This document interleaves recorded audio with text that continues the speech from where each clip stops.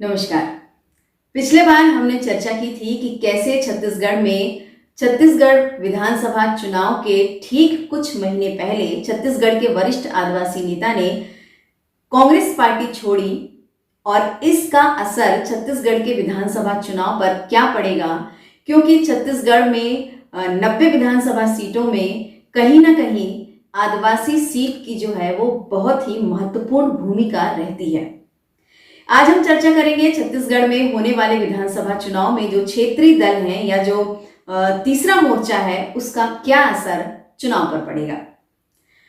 जब छत्तीसगढ़ में 2000 में छत्तीसगढ़ का जब गठन हुआ तो उस समय 2003 में पहली बार विधानसभा चुनाव हुए थे। छत्तीसगढ़ में जब पहली बार विधानसभा चुनाव हुए तो उस समय भारतीय जनता पार्टी, कांग्रेस, एनसीपी, छत्तीसगढ़ स्वाभिमान मंच, बहुजन समाज पार्टी, ये सारी पार्टियां मैदान में थी। 2003 में बहुजन समाज पार्टी को 4.45% वोट मिले थे और विद्याचरण शुक्ल की जो पार्टी थी एनसीपी, उसको 7% वोट मिले थे। 2003 में भारतीय जनता पार्टी ने छत्तीसगढ़ में अपनी सरकार बनाई थी, वो भी कांग्रेस से महज 2.5% वोटों के अंतर से। बहुजन समाज पार्टी हर चुनाव में गेम चेंजर की भूमिका में छत्तीसगढ़ में रही है, चाहे हम वो 2003 के विधानसभा चुनाव की बात करें, चाहे 2008 के विधानसभा चुनाव की बात करें, चाहे 2013 के विधानसभा चुनाव की बात करें, चाहे 2018 के विधानसभा चुनाव की बात करें। हमेशा बहुजन समाज पार्टी जो है वो हमेशा गेम चेंजर की भूमिका में रही है, क्योंकि बहुजन समाज पार्टी का एक फिक्स मतदाता है या उसका एक कोर वोटर है जिसके साथ वो चलती है और जिसके लिए वो लगातार काम करती है। छत्तीसगढ़ में ठीक 2 महीने बाद विधानसभा चुनाव संपन्न होने हैं और ऐसे में 3 महीने पहले बहुजन समाज पार्टी ने 7 जिलों में अपने 9 प्रत्याशियों को फाइनल करके बाकी पार्टियों की नींद उड़ा दी है। चाहे वो भारतीय जनता पार्टी हो, चाहे वो कांग्रेस हो, जहां ये दोनों पार्टियां अपनी सीट में अभी तक प्रत्याशियों को फाइनल नहीं कर पाई हैं या एक एक सीट पर वो फूक फूक के कदम रख रही हैं, एक एक सीट पर जहां जोड़ गणित गुणा भाग चल रहा है। ऐसे समय में बहुजन समाज पार्टी ने अपने 7 जिलों में 9 प्रत्याशियों की घोषणा करके सबको परेशानी में डाल दिया है। हालांकि बहुजन समाज पार्टी ने उन जिलों में प्रत्याशियों की घोषणा की है जहां पर बहुजन समाज पार्टी का खासा दबदबा रहा है, जहां पर बहुजन समाज पार्टी का काफी जनाधार है और बहुजन समाज पार्टी जहां से आसानी से जीत सकती है, ऐसी जगहों पर बहुजन समाज पार्टी ने अपने 9 प्रत्याशियों की घोषणा की है।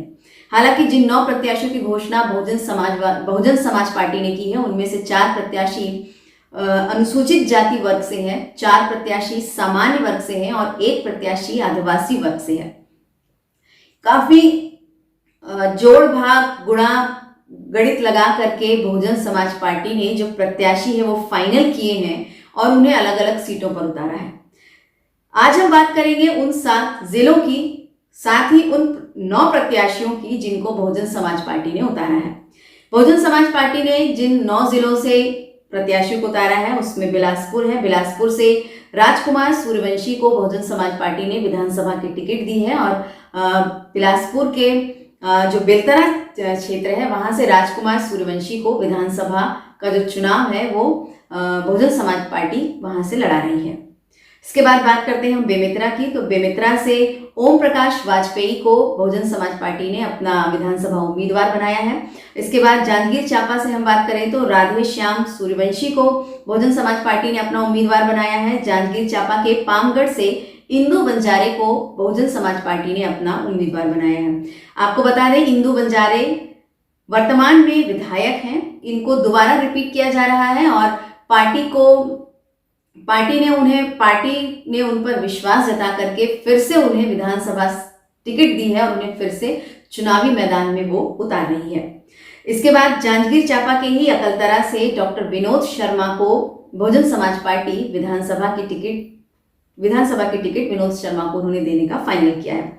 सामरी से आनंद तिग्गा है, सारंगढ़ से श्याम टंडन, जयजयपुर से केशव प्रसाद चंद्रा को बहुजन समाज पार्टी ने विधानसभा का टिकट दिया है या उन्हें फिर से चुनाव लड़ा रही है। जयजयपुर से केशव प्रसाद चंद्रा जो है वो ऑलरेडी 2 बार विधायक रह चुके हैं। वर्तमान में भी वो बहुजन समाज पार्टी के विधायक हैं, जिन्हें बहुजन समाज पार्टी फिर से रिपीट कर रही है और उन्हें फिर से मैदान में उतार रही है। और मस्तूरी से दाऊराम रत्नाकर को बहुजन समाज पार्टी ने विधानसभा का जो टिकट है वो फाइनल किया है। ये वो 7 जिले हैं और ये वो 9 प्रत्याशी हैं जिन पर बहुजन समाज पार्टी को पूरा भरोसा है कि जिन 2 सीटों पर अभी उसके विधायक हैं, बाकी की सीट भी जो प्रत्याशी है वो जीत करके देंगे।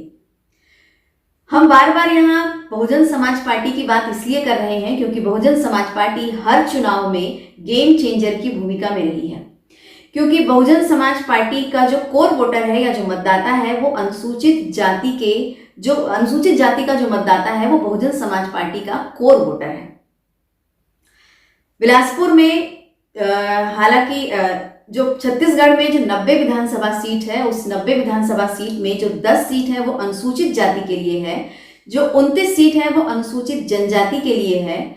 और हालांकि छत्तीसगढ़ में ओबीसी का जो प्रतिशत है या जो कहें ओबीसी जो है वो बहुसंख्यक में है, लेकिन ओबीसी के लिए फिलहाल कोई भी सीट आरक्षित नहीं है। अनुसूचित जाति वर्ग के अलग अलग जातियों के जो मतदाता हैं वो छत्तीसगढ़ में हैं, लेकिन सतनामी समाज जो है उसको वो बहुसंख्यक अनुसूचित जाति के मतदाता के रूप में छत्तीसगढ़ में देखा जाता है। और सतनामी समाज के जिनके प्रमुख गुरु हैं गुरु रुद्र कुमार, वो इस समय छत्तीसगढ़ शासन में कांग्रेस के कैबिनेट मंत्री हैं। हम बात करें मध्य प्रदेश की, चाहे हम बात करें छत्तीसगढ़ की, चाहे हम बात करें उत्तर प्रदेश की, बहुजन समाज पार्टी का एक फिक्स कोर वोटर है जिसके साथ बहुजन समाज पार्टी चलती है। 2003 में जब विधानसभा चुनाव हुए थे तब बहुजन समाज पार्टी को 4.45% वोट मिले थे। और जब 2008 में चुनाव हुआ था विधानसभा का, तब बहुजन समाज पार्टी को 6.11% वोट मिले थे। और जब 2013 में चुनाव हुआ था तब 2013 के विधानसभा चुनाव में बहुजन समाज पार्टी को 4.27% वोट मिले थे। और 2018 के विधानसभा चुनाव में बहुजन समाज पार्टी को 3.7% वोट मिले थे। अब बात करते हैं कि जब 2018 में बहुजन समाज पार्टी को 3.7% वोट मिले थे। हालांकि उस समय जब 2018 में हम बात करें, 2018 के जब विधानसभा चुनाव हुए थे तो बहुजन समाज पार्टी ने जोगी कांग्रेस के साथ मिल करके या गठबंधन करके चुनाव लड़ा था। और उस समय 3.7% जो वोट मिले थे उसमें से बहुजन समाज पार्टी को 2 सीट मिली थी और जोगी कांग्रेस को 5 सीट मिली थी। हालांकि इस बार के विधानसभा चुनाव में अमित जोगी ने ये ऐलान किया है कि चूंकि उनके माता जी का स्वास्थ्य सही नहीं है, इसलिए उनकी पार्टी की कोई भी भूमिका इस बार के चुनाव में नहीं रहेगी। अब बात करते हैं 2013 में जब विधानसभा चुनाव हुए थे तो इस 2013 में भारतीय जनता पार्टी को 41.4% वोट मिले थे। और विधानसभा जो सीट्स 90 सीट्स हैं उसमें से 49 सीट्स बीजेपी को मिली थी। और जब इसी 2013 में कांग्रेस को 40.29 या 40.29% वोट मिले थे। और जो उसकी सीटों की संख्या थी वो 39 सीट्स थी। मतलब केवल 10 सीटों का जो अंतर था वो भारतीय जनता पार्टी और कांग्रेस में था। और लगभग 1.5% वोटों के अंतर से एक बार फिर 2013 में भारतीय जनता पार्टी ने छत्तीसगढ़ में अपनी सरकार बनाई थी। 2018 की यदि हम बात करें तो 2018 में कांग्रेस को 43.1% वोट मिले थे और उनकी जो सीट्स थी वो 67 सीट थी। और 2018 में भारतीय जनता पार्टी को 32.8% वोट मिले थे। और जो 2013 में कभी भारतीय जनता पार्टी के पास जो 49 सीट्स हुआ करती थी वो 49 सीट्स घट करके 15 सीटों में भारतीय जनता पार्टी 2018 के चुनाव में सिमट कर रह गई थी। चूंकि जब जब विधानसभा चुनाव छत्तीसगढ़ में हुए हैं, उन विधानसभा चुनाव में काफी कम वोटों के अंतर से भारतीय जनता पार्टी ने लगातार 3 बार सरकार बनाई है अपनी। अब 2023 में जहां पर बहुजन समाज पार्टी तीसरे मोर्चे के रूप में बाकी पार्टियों को परेशान कर सकती है या बाकी पार्टियों के वोटों पर इसका असर डाल सकती है, ऐसे समय में कांग्रेस के वरिष्ठ आदिवासी नेता अरविंद नेताम ने भी दोनों पार्टियों को एक नई मुसीबत में खड़ा कर दिया है। अरविंद नेताम छत्तीसगढ़ में वरिष्ठ आदिवासी नेता हैं, जिनके पास आदिवासियों का बड़ा जनाधार है, जिनके पास आदिवासियों का एक कहना चाहिए कि जो पूरे छत्तीसगढ़ के आदिवासी हैं वो अरविंद नेताम को काफी मानते हैं। जब अरविंद नेताम ने कांग्रेस छोड़ी, उस समय अरविंद नेताम ने कुछ समय बाद ये घोषणा करी कि वो छत्तीसगढ़ में एक नई पार्टी का गठन करेंगे। उन्होंने एक नई पार्टी के गठन के लिए उसकी सूचना चुनाव आयोग को भी भेज दी है ऑलरेडी, और उन्होंने ये भी घोषणा करी कि वो आने वाले विधानसभा चुनाव में 50 प्रत्याशी जो है वो अपने आदिवासी प्रत्याशी जो है वो इस चुनावी मैदान में उतारेंगे। चूंकि 2018 के चुनाव में यदि हम देखें तो 2018 के चुनाव में आम आदमी पार्टी भी मैदान में थी और सीपीआई भी मैदान में थी। 2018 के चुनाव में आम आदमी पार्टी को 0.9% वोट मिले थे और सीपीआई को 0.3% वोट मिले थे। चूंकि ये वोटों का प्रतिशत बहुत कम था, इसलिए उस समय इन पार्टियों की चर्चा नहीं हुई। लेकिन 2018 के बाद से लेकर 2023 के चुनाव आते आते तक आम आदमी पार्टी जो है वो काफी मजबूती से काम कर रही है। वो मैदान में जाकर के लोगों से मिल रही है, लोगों के बीच में अपनी पार्टियों की उपलब्धियों को बता रही है। शायद यही वजह रही है कि अरविंद केजरीवाल खुद बिलासपुर आकर के एक महासभा करके गए हैं, रैली को संबोधित करके गए हैं, लोगों से मिल के गए हैं, जिसकी वजह से आम आदमी पार्टी जो है वो एक नई ऊर्जा के साथ मैदान में है।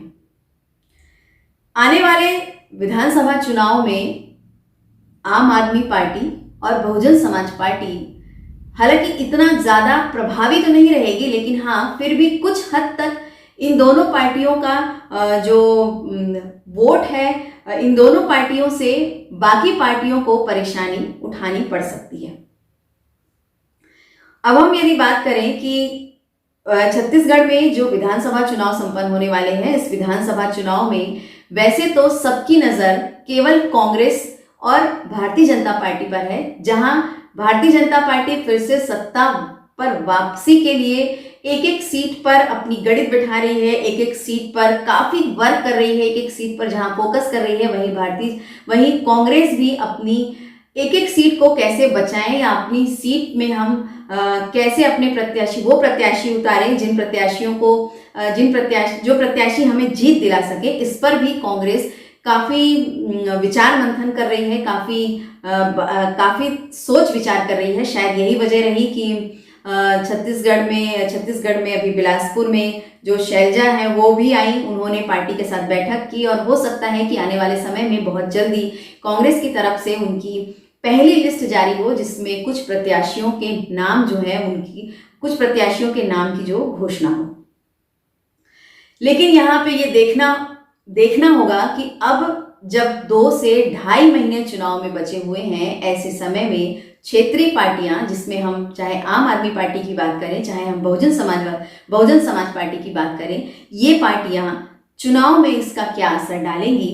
और भारतीय जनता पार्टी और कांग्रेस जहां पर अपने अपने मैदान में ये डटी हुई है, एक जहां सत्ता में वापसी करने के लिए काम कर रही है और एक जहां सत्ता में फिर से बने रहने के लिए काम कर रही है, ऐसे समय में ये तीसरा मोर्चा या क्षेत्रीय दल इन पार्टियों को कितना परेशान कर सकते हैं, ये देखने वाली बात होगी।